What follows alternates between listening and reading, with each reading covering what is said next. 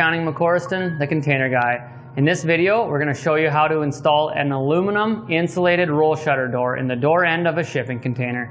Stay tuned.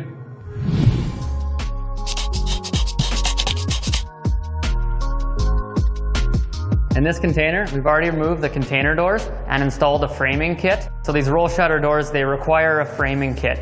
You can't just buy them and install them on the corrugations and expect them to work.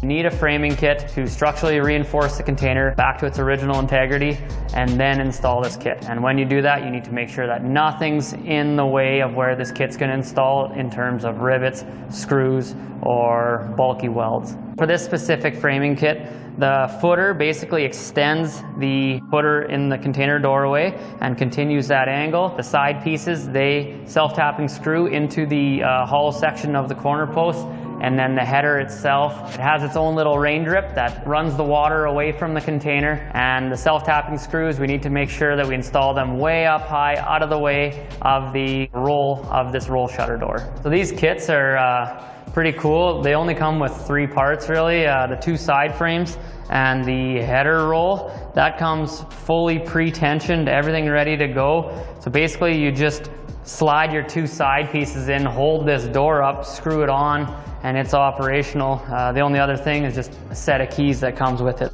Very simple to install and simple to use. They seem to work great. You see a lot of them where, like, to say there's a jewelry shop with a full glass storefront, they'll install these roll shutter doors to protect the glass at night when they're closed. So they're a real durable door. We'll show you what the guts of it looks like shortly here once we get to installing it.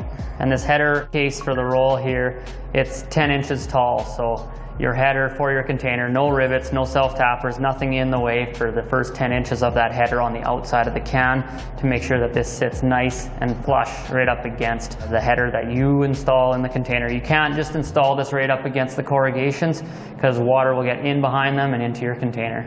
So the doors come pre-wound. You see there, so it wants to coil back around the coil in the header there. So it does have these stops, which stops it from doing that. So when you remove this header, just be conscious of what you're doing. You can actually, if you need it to increase or decrease tension, you can, the way you do that is you actually just move the coil around and around, and that will either tension the spring that's inside of it or release the tension. So, but they are all set at factory and they've typically done them right. The only way that you need to do that is if you're adding like an extra door seal, which added resistance to the door as it was going either down or up.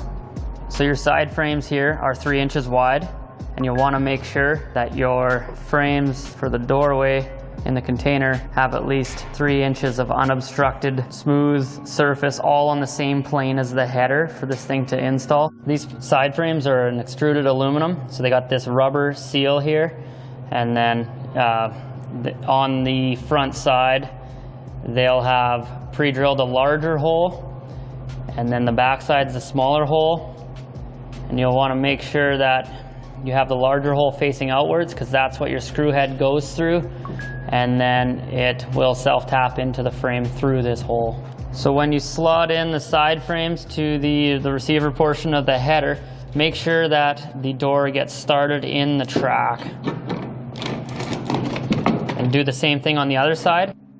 So I've got some help here. It's kind of a 2-man job to stand this door and screw it in. Once you got your side frames connected to the header, make sure that they're sitting up against the framing kit on the container, and so you can just use the leverage and just lift this thing up in place. And once you get it up there, we're just going to clamp the side frames of the door to the framing kit. So we've just tacked the top 2 corners, and we'll just grab the door and pull it down and make sure that it runs nice and true before we get all the other screws in.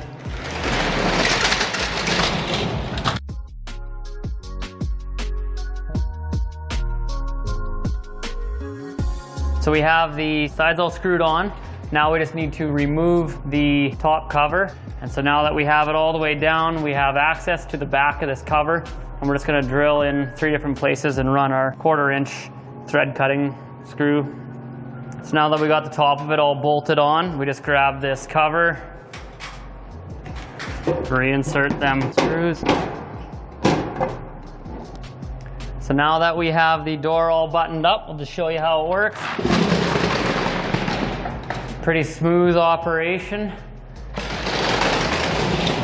And closes right up. And it also comes with 3 sets of keys here, and these install into the locking mechanism, and there's a slide latch that catches a hole in the slide rail here, and so that'll keep it nice and secure at night. We found the decorative caps, so we'll put them in the holes here.